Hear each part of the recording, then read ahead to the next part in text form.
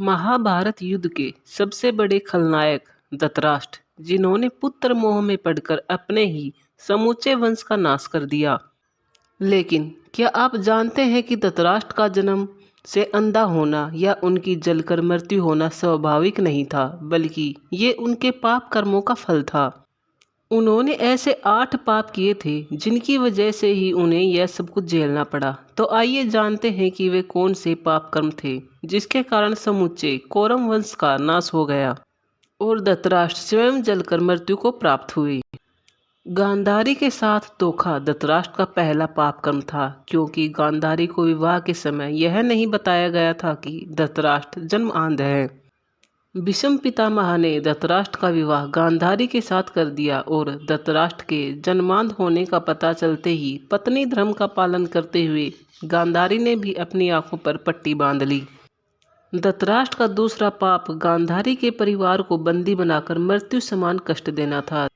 धृतराष्ट्र को जब यह पता चला कि गांधारी तो विधवा थी और उनके साथ तो यह छल हो गया, जबकि विद्वानों के अनुसार गांधारी के पहले विवाह से उन्हें गंभीर प्रकोप का सामना करने का योग था, जिसे दूर करने के लिए उनका विवाह एक बकरे से कराया गया। इसके बाद धृतराष्ट्र से उनका विवाह हुआ ताकि वह किसी भी तरह के प्रकोप से बच सके, लेकिन धृतराष्ट्र ने इसका दोष गांधारी के पिता राजा सुबाल को देते हुए उन्हें और उनके पूरे परिवार को कारागार में डाल दिया।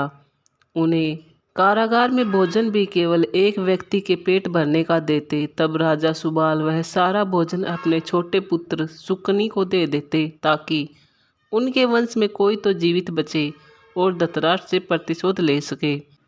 धृतराष्ट्र का तीसरा पाप दासी के साथ सहवास करना था। गांधारी के पुत्र जिनको कौरव कहा गया, उनमें से एक भी कौरव वंशी नहीं थे। गांधारी ने महर्षि वेदव्यास से पुत्रवती होने का आशीर्वाद प्राप्त किया था। तब उन्हें 2 वर्ष बाद 99 पुत्र और 1 पुत्री की प्राप्ति हुई। उधर गांधारी जब गर्भवती थी तो धृतराष्ट्र ने अपनी दासी के साथ सहवास किया। उनसे उन्हें 1 पुत्र की प्राप्ति हुई जिनका नाम युयुत्सु था। तब कौरवों की संख्या 99 से 100 हो गई। धृतराष्ट्र का चौथा पाप पांडवों के साथ किया गया अन्याय था। वह जानते थे कि पुत्र मोह में पड़कर वह पांडवों के साथ जो अधर्म कर रहे हैं वह उचित नहीं है, लेकिन उन्होंने फिर भी वही किया और सारे वंश का सर्वनाश कर दिया। महाभारत युद्ध रोकने के लिए महात्मा विदुर ने उन्हें कई बार समझाया और युद्ध के परिणामों के बारे में बताया, लेकिन सब कुछ जानते समझते हुए भी धृतराष्ट्र चुप रहे और केवल दुर्योधन और शकुनी की ही बात मानते रहे। 5वां और जघन्य पाप द्रौपदी चीरहरण के समय धृतराष्ट्र का चुप रहना। यह एक ऐसी घटना थी जिससे महाभारत युद्ध की नींव डाली। यह कहना बिल्कुल भी गलत नहीं था। द्रौपदी का चीरहरण एक ऐसी घटना थी जिसने प्रतिशोध की अग्नि को जन्म दिया और फिर उसका परिणाम इतिहास का सबसे बड़ा युद्ध महाभारत देखने को मिला। धृतराष्ट्र का 6वां पाप अपने भाई के बच्चों का हक छीनना था। हालांकि यह उन्होंने स्वयं नहीं किया, लेकिन जब भगवान श्री कृष्ण ने पांडवों के लिए केवल 5 गांव मांगे, तब दुर्योधन के इनकार करने पर धृतराष्ट्र का चुप रहना भी पुत्र मोह में पड़कर अधर्म का साथ देना था। भीम को मारने की इच्छा धृतराष्ट्र का 7वां पाप था। जब महाभारत समाप्त हो चुका था तब सभी पांडव धृतराष्ट्र से मिलने पहुंचे। वहां भीम के अलावा सभी ने धृतराष्ट्र को प्रणाम किया। जब भीम की बारी आई तो भगवान श्री कृष्ण ने भीम को रोका और भीम की जगह उनके ही आकार की बनी एक लोहे की मूर्ति आगे बढ़ा दी। धृतराष्ट्र पुत्रों के वध से अत्यंत क्रोध में थे। उन्होंने समझा कि उनके सामने भीम है, तो उन्होंने उसे कसकर पकड़ा और तोड़ दिया।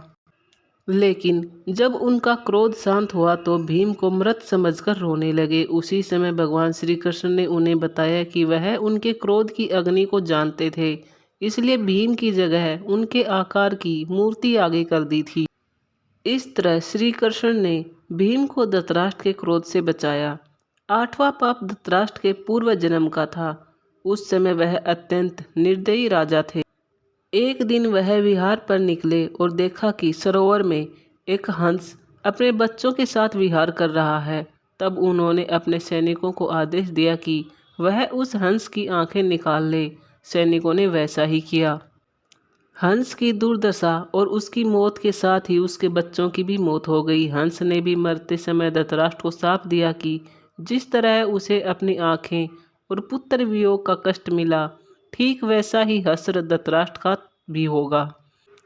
महाभारत का युद्ध समाप्त हुए 15 वर्ष बीत गए थे। धृतराष्ट्र, कुंती, गांधारी और संजय वन चले गए। एक दिन धृतराष्ट्र गंगा में स्नान करने के लिए गए तो अचानक ही जंगल में आग लग गई।